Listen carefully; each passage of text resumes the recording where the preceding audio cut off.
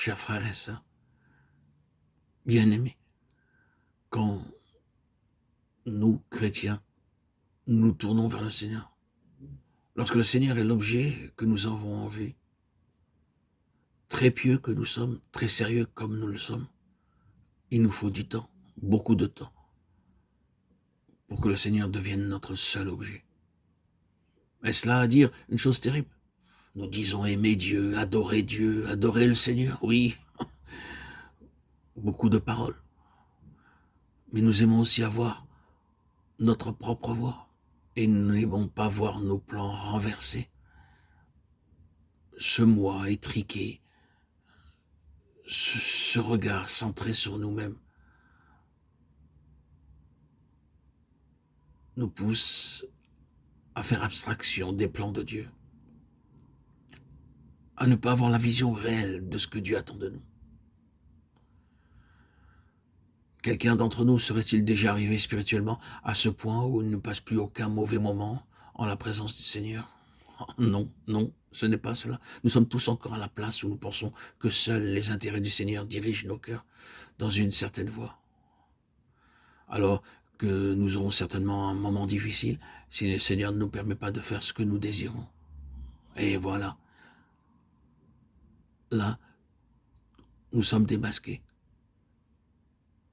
Nous sommes trahis. Cela trahit absolument le fond secret de notre cœur. Nous voulons faire notre propre petite vie et aimer le Seigneur à côté. C'est notre cœur qui voulait la chose.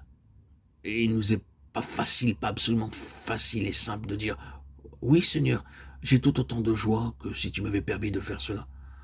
Je prends toujours tout mon plaisir à faire ta volonté, à être obéissant. » Non, ce n'est pas le cas. Nous nous mentons à nous-mêmes. Et la raison est que nous sommes déçus de ce que le Seigneur ne nous ait pas permis de faire ce que nous désirions tant. Ou bien si le Seigneur nous fait attendre, quel temps dur nous traversons. Oh, si seulement nous pouvions nous mettre à cette chose et la faire. C'est le temps qui révèle ce qui est en nous, ce que nous sommes réellement.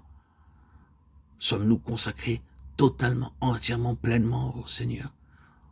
Ou sommes-nous faux, hypocrites, et faisons ce que, de façade, nous voulons, nous paraissons, aux yeux des gens, être dans la religiosité, et oublions l'essentiel, la substance qui est en nous, cette présence pleine de vérité qu'est le Seigneur.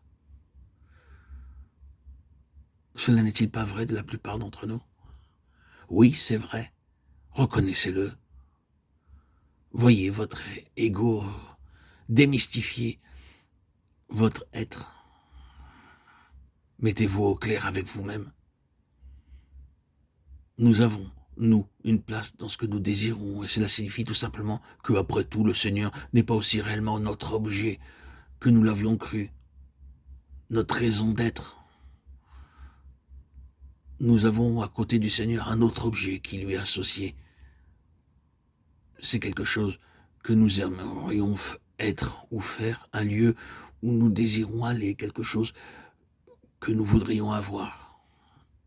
Et si on peut le dire sans le dire, Dieu est mis de côté. Tout est là, tout est là. Et le Saint-Esprit sait tout cela. Le Saint-Esprit peut démystifier tout votre être secret.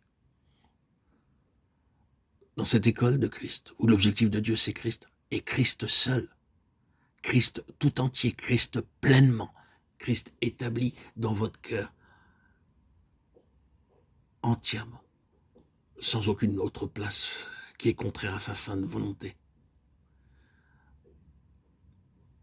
sans d'autres désirs qui ne lui appartiennent pas. L'onction même signifie que Christ doit être le Seigneur par l'Esprit.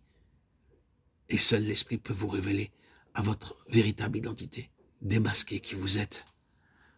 Cela suffira pour le moment quant à ce qui concerne la signification de l'onction. Ce fut vrai en lui, et ce doit être vrai en nous, frères et sœurs en Christ.